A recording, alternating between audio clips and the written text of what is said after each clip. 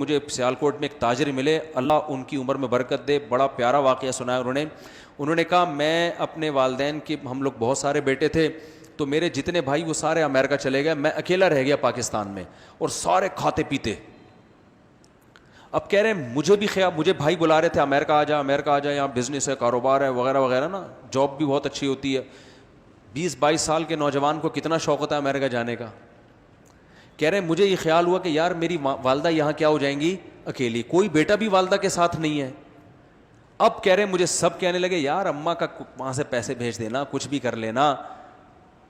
لیکن یہ کہ ابھی چلے جاؤ یار، تمہاری تو زندگی بن جائے گی، تم کیا اماں لگا کے رکھی ہوئی ہے۔ کہہ رہے میں جماعت میں نکلا تو حضرت مولانا طارق جمیل صاحب اس وقت زیادہ مشہور بھی نہیں تھے، پرانا قصہ ہے ان کا۔ کہہ رہے ہیں وہ کپڑے دھو رہے تھے، تو کپڑے دھوتے ہوئے میں نے ان سے پوچھا، میں نے کہا حضرت ایک طرف میری والدہ ہیں، دوسری طرف بزنس، پیسہ، امریکہ کی رنگ رلیاں، تو آپ مجھے مشورہ دے دیں کہ میں امریکہ جاؤں یا یہاں رہ کے اپنی والدہ کی خدمت کروں، یہیں کوئی روزگار تلاش کروں۔ تو کہتا ہے انہوں نے مجھے خود اپنا واقعہ سنا ہے، کہہ رہے ہیں کپڑے دھوتے دھوتے نا میری طرف ایک نظر اٹھا کے، ان کی سرائیکی زبان ہے نا، سرائیکی ہے پتہ نہیں پنجابی حضرت کی، تو اس زبان میں مجھ سے کہا کہ ادھر کوئی اور اللہ ہے جو ادھر تجھے رزق دے گا، یعنی پاکستان میں رزق دینے والا اللہ کوئی اور ہے اور وہاں رزق دینے والا اللہ۔ او بھائی تو اللہ کی خاطر جب ماں کی خدمت میں ہے تو جو اللہ تجھے وہاں کھلا سکتا ہے یہاں کیوں نہیں کھلائے گا۔ اب دیکھو مقصد چونکہ آخرت تھا نا، تبلیغ میں سہ روزے لگانے کی برکت سے اتنا تو سمجھ میں آ گیا کہ مقصد پیسہ کمانا نہیں ہے، اب مقصد آخرت ہے، اور آخرت کہہ رہی ہے کہ اماں کی کو اکیلا چھوڑ کر مت جاؤ۔ تو انہوں نے، قرآن کیا کہتا ہے کہ آثر الحیات الدنیا، جب آخرت اور دنیا کا ٹکراؤ ہوگا نا تو جو دنیا کو ترجیح دے گا اس کا ٹھکانہ جہنم میں، جو آخرت کو ترجیح دے گا اس کا ٹھکانہ جنت ہے۔ قرآن نے یہ نہیں کہا جو دنیا کو چھوڑ دے وہ جنت میں جائے گا، یا جو ہے وہ، بس قرآن کہہ رہا ہے جہاں دنیا اور آخرت میں ٹکراؤ ہوگا۔ دیکھو دنیا امریکہ جاتی ہے تو دنیا اور آخرت میں کوئی ٹکراؤ نہیں ہو رہا، جائیں، کس نے منع کیا ہے آپ کو، لیکن جہاں اکیلی ماں رہ رہی ہو پیچھے اور اس کا کوئی خدمت کرنے والا نہ ہو، یہاں دنیا اور آخرت میں کیا ہو رہا ہے، لڑائی ہو رہی ہے، اب ساتھ کس کا دینا ہے آپ نے۔ تو یہاں آپ کا مقصد اگر آخرت ہے تو آپ دنیا پہ لات مار دو گے اور آپ کہو گے بھائی وہ یہ یہاں عیاشی تو پیسہ تو قارون سے زیادہ میں کما نہیں سکتا، زیادہ سے زیادہ یہ ہوگا نا امریکہ جا کے قارون جیسے خزانے آ جائیں گے میرے پاس، تو کیا ہوگا پھر، مریں گے تو مقصد میں کیا ہو جائیں گے، ناکام۔ تو انہوں نے، کہتے ہیں حضرت مولانا نے مجھے اتنی سی بات کہی کہ بھائی وہاں کا اللہ کوئی اور ہے اور یہاں کا کوئی اور ہے تو چلا جا، اگر وہی اللہ یہاں بھی رزق دے سکتا ہے وہاں بھی تو پھر یہیں رہو۔ کہہ رہے بس میں نے کہا ٹھیک ہے، یہ ہمت کرنا کم عمری میں آسان کام نہیں ہوتا۔ تو میں نے ان کی فیکٹری دیکھی، ماشاءاللہ،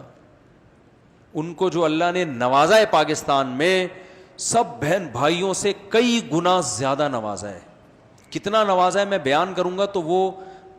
نواز شریف نہ کہیں، نوازا سے نواز شریف کہیں ناراض نہ ہو جائے کہ یار یہ کیا، تو اتنا اللہ نے نوازا ہے کہ اگر وہ ناراض نہ ہوتے تو میں بتا دیتا، وہ ظاہر ہے کوئی نہیں پسند کرتا نا کہ میرے بارے میں بتایا جائے کہ اتنا کمایا اپنا بزنس، اتنا اللہ نے برکت دی، تو یہ تو اللہ نے دنیا میں دے دیا نا کہ بھائی تم نے مقصد کے لیے ضرورت کو قربان کر دیا تو میں نے مقصد بھی پورا کر دیا، یعنی ضرورت بھی پوری کر دی۔ اور آخرت اس سے کیا ہے، آخرت کا اجر تو ماں کی خدمت میں، تو آخرت میں جو اللہ نے رکھا ہے وہ تو ہم سوچ بھی نہیں سکتے۔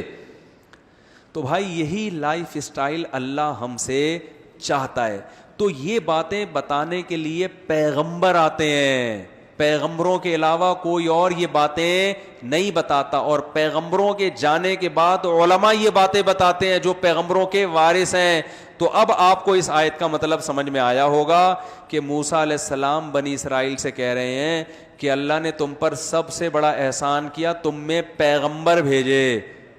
دوسری قوموں میں نہیں بھیجے۔ کیا مطلب، تمہیں پرپز آف لائف پتا ہے، دوسری قوموں کو پیدا ہونے کا مقصد نہیں پتا۔ تو اس سے یہ بھی پتا چلتا ہے اسی آیت سے کہ جس قوم میں علماء ہیں جن کو دیسی زبان میں مولوی کہا جاتا ہے اور دنیا کا سب سے ناکام ترین طبقہ سمجھا جاتا ہے، اللہ کی نظر میں ان مولاناؤں کا وجود جو اہل حق ہیں ان کا وجود کسی قوم میں اللہ کی سب سے بڑی نعمت ہے۔ جس کو آپ دنیا کا سب سے بیکار ترین طبقہ سمجھتے ہو,